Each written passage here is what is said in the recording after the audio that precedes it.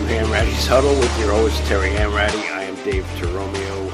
It is, Terry, the last day of January. Can you believe this shit? What the hell? It really is hard to believe. And it's going to be a really lonely weekend. It will be. Because there's no college football. There is no professional football. Right. I mean, you got the Senior Bowl. You got the Senior Bowl, yeah, but that's more of a specific thing for scouts and, Yeah, there's a lot of owners and GMs and scouts down at, is it still in Mobile? Mobile, Alabama? I believe it is, yeah.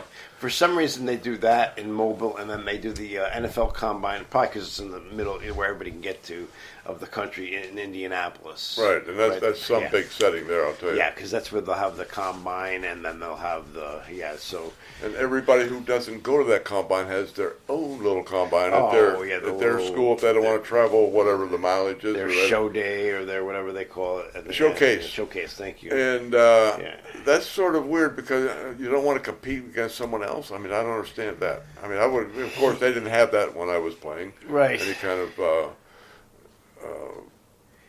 It's interesting because you're making everybody come to you. You need to have people. If let's say you're a quarterback, you need to have people that you know are going to catch the ball, because if they're dropping the ball, it's going to make you look bad, right? So obviously they're using their receivers from the team. They are, and they're drawing in.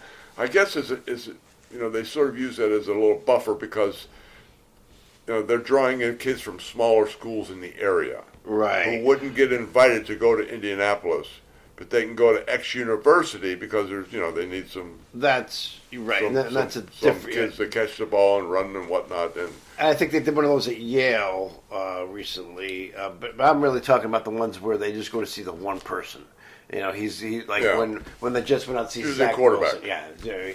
And he was like, that was just that's the only reason. It was one person working out, and so listen, it's interesting to me with all the work that's done, right, and all these scouting things and games and tape, and that they still miss out on guys that are like, the biggest gamble known to man. You got multi-billion-dollar industry, and it's still the biggest gamble known to man. This guy's a can't miss, and he misses. This guy, we're not drafting him. Nobody's touching him because of whatever reason. He didn't jump 58 feet in the air, but he turns out to be an all-pro. So it's just such a crapshoot, really is.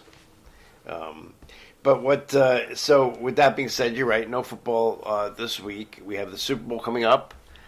I think a lot of people are ambivalent about this Super Bowl. We're getting a little tired of Kansas City. They're getting tired of Kansas City. I can't believe in all the social media that I see, and I don't see a lot, and I'm not that big on it. But all the negativity and the gambling implications, and the official bias to Kansas City. That is going on. I mean, it's absolutely insane. It really is. I mean, there's calls, yes.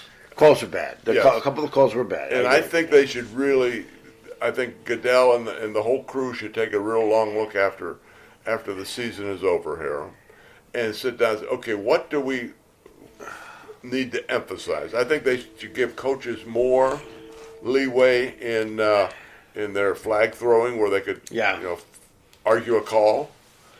Yes. And I think because some of these things really, it's very difficult to score in football. Yeah. Basketball, if you miss a call, you can make another shot. Yes. But in football, if you miss a call and it's crucial. You miss a 4th and 1. You may never get to that end zone again for the rest of the day. And they never did. I think they should have a little more leniency. The games are not horribly long. Yeah.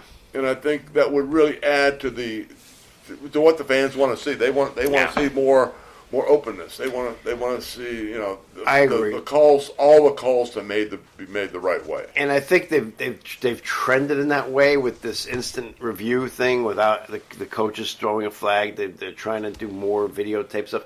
I think a couple things. One, I'm not saying it makes the refs lazy, but the refs knowing that okay, they're gonna look at this anyway. But the things they don't look at, like pass interference. Now there are a couple of plays I've seen in a couple of games where I'm like, that's not pass interference.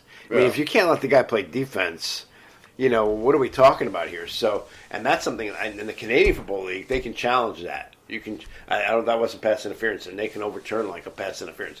They might have to put that on the books, but that you talk about that might extend the game. It could extend it a little bit, but Yeah. you want to get the thing right, and that's the biggest thing. All right, so And there's so much when you have football. Most of a lot of the pass interference sort of out in the open. yeah, But like that when they called the roughing the quarterback when Mahomes dropped and the two defenders hit their own heads hit and missed each other. Mahomes 100%. I mean, that's something that you can look at real quick and say, "Boom, hey, that was a bad call. Sorry, That's right. take it back." It didn't happen. And it's it helps. And believe me, fans out there, no matter who you are, Yeah. football is not Yeah. fixed. It's not fair. At the end Are of the there day, some bad calls? Yes, I'll agree 100% with you. Should we do something to alleviate all these bad calls? Yeah. Yes, you give the coach the flag with an extra couple flags. Yes. And let him occasionally throw and say, that's not interference, or that's not head-to-head, or whatever. Right, you missed it. Yeah, And when most of the times head-to-head, they get it right. yeah, But just at times when two other heads hit, and roughing the quarterback, I saw Mahomes one time get tapped on the shoulder. Yeah, well, and they that's called roughing the quarterback. Yeah. Throw the flag on that and say, listen, that is not That's under not- the law. yeah, and that's- Or if my biggest peeve is when he somehow they're on TV more than anybody else, so we just use Mahomes as the Yep. as the guideline here, and where he sort of goes to the sideline, slows down. Boom, play over as soon as he that's slows it. down. They have to abolish him. Or if he fakes He's one, like- it's like if a- he it's- fakes to go out of bounds, Yeah. and all of a sudden runs up the field. No, sorry, pal. Right. Ball dead right where you faked. This isn't basketball where you're trying to draw the charge, right? Where you're stepping in front of somebody and you're like, okay, So I agree with you. They have to do something about that. I think to your point about the missed calls or for the amount of plays in a game, they do a great job. And people who don't realize, you're watching on TV, you cannot get a sense really of how, obviously, how fast this game is being played, Yes. and how physical and and what is happening on each play. Yeah, most of the plays in the replays, you're seeing slow-mo. Right. So it's very easy to make those calls slow-mo, but when it's bang, bang, Yeah. then you got to throw a flag, don't throw it. And these guys, believe me, these officials are really, really good. Yes, I think. And do they miss some? Yes, they're human. But nothing is fixed, and everybody calm down because you get a few people get on the social media and throw up these plays. Oh, yes, they're bad calls. That's what they are. They're not fixed. It's bad call. Now, here would be my fix for the first downs and even for the goal line touchdowns. And I'm giving somebody a multi-million-dollar idea here, so I want to cut. I want a vig. This is 2025. There's chips in everything. There's probably chips in that cup you're drinking out of, right? A little chip in the football, and then they have that line that they generate, In tennis. right? Okay, did the ball go over the line? Okay, it gives a little ping to the referee's ear. Ping, ball hit the line. I know it because I got the ping. Yeah. And if they have the technology in the helmet, right? They have the technology. Why not put the technology in the football and on the field with the, obviously it sounds. I'm sure it's harder than I'm making it seem, but I'm just really surprised it hasn't happened yet. Especially for a game like that, where if Allen goes over and got the first down, and one guy comes in and he's here at the top and he's running one way, and the other guy's coming down, he doesn't have the first down. Why not? Oh, wait, what did you hear? Did you hear the ping? I heard the ping. First down. Boom. You got it. Yeah. Well, here, I think they should do it more like tennis. I don't know what I don't know how to do it. Yeah, But- with the ball in and out. Yeah. When they, the player will throw the flag, and they replay it. Boom. Yeah. Sorry, over. You're served. I get you, but in tennis, you don't have all the other things around the ball. You don't have bodies, and you don't have, that's why I'm saying, because you could, if they could zoom in, and they try to, give you that overhead There's view. some technology that they can use that you and I are not smart enough to figure out. When there's 22 bodies around a pigskin that the guy is clutching in his hand, it's really hard. But if there's a technology in the ball and and on the lines of the field where they can just set it. Boom. Okay, the ball's at the 32. He needs to get to the 22 if he's going that way to get the first down. Set the line there, 22. Set the ball. Boom. Okay, once that ball hits the 22, while they're in action, now it's going to take another person, technician or something. Okay, I heard it ping. It hit the line.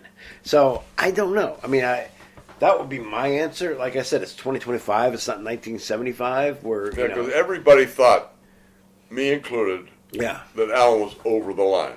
That was a first down. Yes. But then they should be penalized for running the same play every time. Well, that's true too. Yeah. I mean, that's one thing I couldn't believe. Then the one time he took a step back. Yeah. And tried to go forward, and that's the last thing you want to do when you get a goal line situation or a fourth and inches situation in the middle of the field. You don't go backwards, you go forward. And Nance and Romo were telling you that the Chiefs told them during the week, and they have these meetings, obviously, with the players and with the coaches, that when he does the sneak, he goes to the left. He goes to the left. Did you see the defense? Yeah. It was set up to their right. Right. They were loaded. That's where, misdirection. Right. I've been saying it for 100 years, where you fake him to the left. Yep. A misdirection could do many things, but fake him to the left, and all of a sudden he pitches to the back, and the guy's going the other way. Yep. He will walk in the end zone. Yeah. Why these coaches just do this stuff? I don't know. It just boggles my mind. They ran a play after that, missing the first time when they got the ball back, and it was like a swing pass to the back and he ran for like 12 yards. And I said to Lori, I said, that's the play they should have ran on fourth down. Yeah. It was just like nobody. So whatever. But you can't consistently run the same play. You can't. Not in that because league. These guys watch films all week long, and they say, whoa, okay, let's mark it down here. They've run the sneak 7 times today. Yeah. They all went to their left, and they got it first down every time. And you know what? That play in that league, you're almost questioning the manhood of the guys. And that's why in the Washington-Philly game, that Louisville, they kept jumping over the line. Yeah. They kept getting penalty because it was like, you're not going to do this to us. Yeah. So yes. At the end, obviously... 1 yard penalty, or one inch penalty. If you do it again, we're going to give him a touchdown. That was an interesting call there. Yeah. Because I didn't know that either. I didn't either. That, if you keep doing something stupid like that, we can call it a touchdown, and it's over. And they announced it. They did announce it. And I said, wow. I wonder who would get credit for the touchdown. Give it to the center. Yeah, that's what they should, Give it to someone who really needs it. Oh, that's funny. So, listen, I do feel bad for the Buffalo Bill fan. 0 for 4 in Super Bowls. I really wanted Buffalo, Detroit. I think we called it way back when. I thought it would be a great thing. And Buffalo, taking so much grief for losing the Super Bowl. Yeah, Washington just was not ready for that game. I'm sorry. And give them great credit for beating Detroit. Detroit was really banged up. But if you're Detroit, you got to be sitting there going, how did we let this happen? Because now, Philly just had a cakewalk to the Super Bowl. And it's going to be Andy Reid's second time against his former team. That's right. So it's going to be an interesting thing. Reid Bowl, too. Yep. So, very, very interesting. Next week we can get more into the game and maybe make some predictions and thoughts about the game. But for now, we have. I want to get your opinion on something, and I find this disturbing. Cam Newton was questioned yesterday on Stephen A. Smith's show, First Take, about his MVP award, and we give up the MVP award for a Super Bowl championship, and Cam Newton said point blank, no, absolutely not, he wouldn't, and he felt it was more important to him that the MVP. It is to him. But you can ask 99% of all MVPs of anything. Yep. And they would rather have the team championship than the personal MVP. That's the dumbest statement I've ever heard in my life. But look who's making it. I don't have a heck of a lot of respect for Newton, but if anybody had any, they had. And I think it's just the absolute worst thing he could possibly have said. And horrible. It really is bad because you're a team sport. And you wouldn't be getting that MVP award. That's right. If it wasn't for those other guys that were protecting you, that were catching the ball for you, and whatnot. Individual awards like that, are generated by other people. and that's the way it has to be respected. Well, here's what made it worse, in my opinion. As egregious as that was, and that's you know what, Cam, you're an idiot. I'm sorry. You know, if you were a great athlete, you God-given abilities, but you're playing the wrong game. You should have gone and played tennis or golf, if that's how you feel about it. But then he throws 3 guys under the bus who won Super Bowls: Brad Johnson, Nick Foles, and Trent Dilfer, because they weren't great quarterbacks and they won a Super Bowl. Yeah, Cam, they won a Super Bowl. That's right, dude. Yeah. They won a team sport. Oh, And they were the quarterback on that team. I mean, what is he at thinking? that particular year, they were the best quarterback available for that particular team. That's right. So I take nothing from the 3 guys. And I've heard this argument before, but I think all 3 of them had great years. Absolute horseshit. I'm sorry. I mean, just a terrible response, a terrible take, and to call out other. And the bad other thing about it is professional Stephen A. Smith has a very popular show. Yeah. And there are kids Right. watching. Who are probably, yeah, you're right. And they're hearing this stuff going, wow, this is, I got to get more points in the basketball game. I got to get more this. I got to throw the ball more. It just is not something good you want kids to hear either. You're exactly right. It's just a terrible. I'll tell you what. If I were on any radio show or TV show, I wouldn't want that guy on the show. No, I really no reason to. There's no reason, because he's just the antithesis of everything you were taught about playing a team sport. You know, you're not a golfer. You're not a tennis player. Those people take credit, and when they have coaches and stuff behind it, and even those people will give credit. The first thing they'll say when they win the U.S. Open, yeah, the guys behind me, my coaches, and all the people. You put see up with my bullshit. the ladies who gave the runner-up for the Australian Open and the winner in the Australian Open. Yep. The first thing they did was credit their team. The team of guys who the doctor, the massage person, the coach. But Cam Newton thinks he can run on the field just himself without the other 10 guys. Yeah, and win an MVP. 1 on 11. That's all you need. Cam can do it. Not a problem. You are a dope. I'm sorry, man. I've never. That's one of the dumber statements I've heard in an awful long time. It really is dumb. So, good luck to Will Conley, New Canaan's offensive lineman who's just finished his career at Boston College. He is playing in the Senior Bowl this weekend. Yeah, Boston College has done a great job over the years. Yes. At producing really good linemen. Yeah, they really offensive have. linemen. 100%. And he had a decent career up there, so good luck to him. And then what else? You got anything else on your mind? Well, you watched the dodgeball last night? Did I watch the dodgeball? Sorry, I didn't. In the Pro Bowl week? No. At least they're making, because the Pro Bowl used to be just absolutely horrible. You're talking about glorified flag football. Yep. But now, but now they at least give you some events. And Quentin Nelson, Notre Dame offensive lineman. Yep. He was the last person standing in the AFC. Oh wow. Volleyball game or dodgeball game. And I used to love dodgeball. They knocked him out, but he was the last guy standing. That's funny. Well, yeah, they're trying to make it fun and different. And that's good, yeah, because Eli and Peyton are the coaches for the NFC, AFC. I mean, do Eli and Peyton have like 6 clones of all the stuff they do, for crying out loud? Those guys are everywhere. I mean, and it's great stuff, but it's just like, holy crap. Peyton and help me with the basketball player, Candace Parker, or looks like they're going to start a franchise. Oh, is that right? Woman, WNBA. Oh, good for them. Yeah. All right. Well, the Mannings are doing a lot. Well, and we want to talk to the Mannings at some point. Obviously, with your Hall of Fame induction, you got contact with Archie, who's chairman of the National Football Foundation. I worked with Archie when I was there. They're just great people. You can't say anything bad about them. They do a great job. I don't know if they've ever had any acting lessons, but you can't. It's just natural what they do. Because they have great sense of humor. Because the delivery they have is you say, and Gronkowski's the same way. Oh yeah, he's got. Yeah, Gronk is really good. Yeah, he is. And he's funny. When he does those commercials with the military. Yeah. The bank. And they do good, and God bless them. I mean, they're making a lot of money. And they're the right person for that to do it. Yep. because they're all really good. And they are likable. And when you root against them as when they're on a certain team, like the Patriots, like I did. I mean, but when they're out of that element, then you can see their personality. Like you can like them then. So I'm talking to myself more than anybody else. So what else you got, Terry? And we may have the best Manning coming out. Next year, Arch will be starting with the University of Texas. We'll have to see what he has Grandpa's feet and Uncle's arm. Yeah, and obviously intelligent. And Peyton, nobody worked harder than Peyton.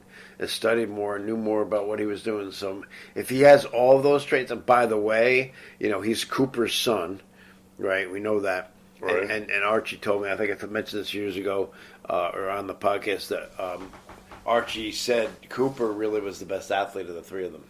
I can believe it. Yeah. And Cooper obviously had an injury in high school, couldn't play anymore. So who knows what he would have become? But he was a wide receiver. He was I think for a while because he was a year or two ahead of Peyton in high school, and he was Peyton's receiver for a year or two. That's correct. Yes. Before he got injured. So, but in typical Manning fashion, Cooper just didn't sit back and say, oh, this sucks. I can't play. My brothers are all pro quarterbacks. The guy went out and had a hell of a career. I mean, he may still be active as far as I know as a broker. And that's your old world as well. So give him great credit too. Great family, great people. What else you got? I think we wrapped it for the week. We wrapped it. Let's make it a wrap. Obviously, we're not trying to ignore the fact that we know there was a tragedy this week, and with all the skaters, our hearts go out to those families, and it's just tragic. And it's not, there were 67 people who right? died. Not just you're right. That it's it really affects millions. Yeah, I mean, I was when I first saw that, I was just absolutely sick to know that this life could be so fragile like that. It is fragile, and it's just I'm sure they'll get to the. It's just they got both black boxes now, so that's get to huge. The bottom of this, but one thing I think there's just too much traffic in that corridor. Yeah, I mean that's from a person who knows nothing about that.